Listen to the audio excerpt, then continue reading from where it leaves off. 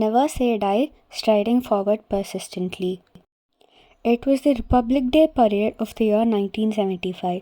What made it different was the Delhi police contingent being led by a woman, Kiran Bedi, for the first time in history. Mrs. Indira Gandhi, Prime Minister of India at that time, pointed it out to Kenneth Kaunda, President of Zambia, with a sense of pride and joy. The next day, Bedi received a breakfast invite from the PM's office. Bedi's achievement was particularly significant as the year 1975 was announced the International Year of the Woman by the United Nations. Kiran Bedi, upon being initially denied the lead of the parade despite her seniority, questioned her boss and she did eventually lead the parade.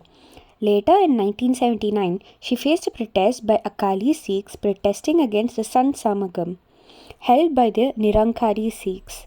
Despite being outnumbered, she confronted them with courage, ultimately bringing the situation under control.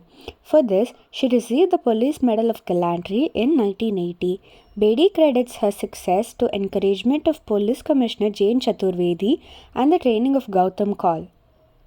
14 years later, she was awarded the Magsaysay Award, considered the Nobel Prize of Asia, becoming the only police officer to ever receive it.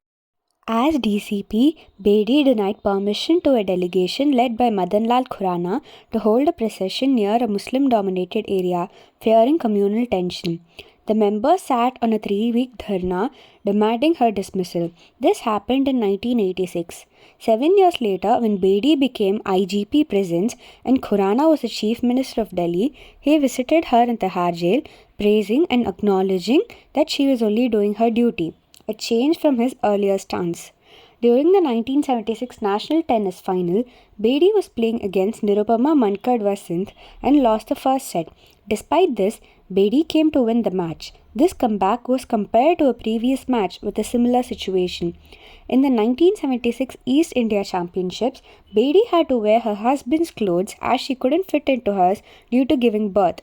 Her winning that match is a clear example of determination.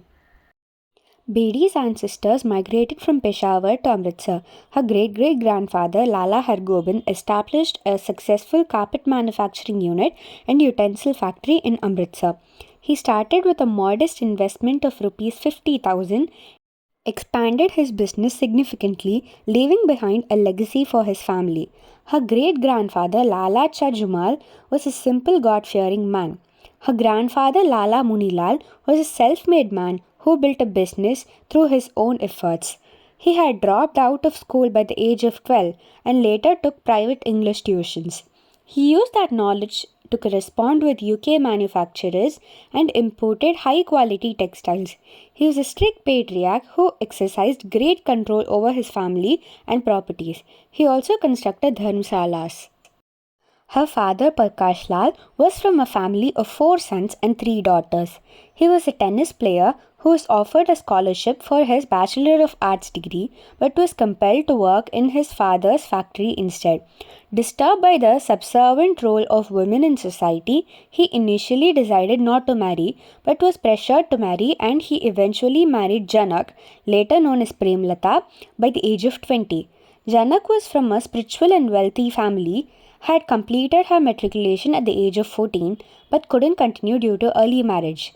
Their first daughter, Shashi, born in 1945, was educated at a convent school, demonstrating early academic talent. Prakash Lal's father was furious when his granddaughter was admitted to a Christian school without his permission and cut off Prakash's allowances for his impudence. Prakash, without a graduate degree, started a drapery business with his father-in-law's money, which flourished until the 1948 war with Pakistan. His wife gave birth to 3 more daughters, Kiran in 1949, Rita within a year, and Anu in 1960, coinciding with the division of property in the Peshawariya family. Kiran believes she inherited academics and sports from her parents, whose ambitions were curtailed due to early marriage. The sisters attended Sacred Heart Convent in Amritsar, which required them to wake up early as it was 16 kilometers away from their home. To save money, they'd jog part of the way to school and sometimes get lifts from more affluent friends. They'd hand over any saved money to their mother, and Shashi would handle explanations for any delayed fee payments.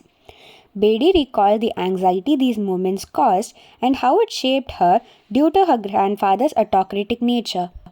Kiran, determined to make the most of her parents' investment in her education, actively participated in various school activities. When she reached class 9, she decided to pursue science, which was unavailable at her school. To avoid the household chores, she moved to Cambridge College, which allowed her to study science and Hindi.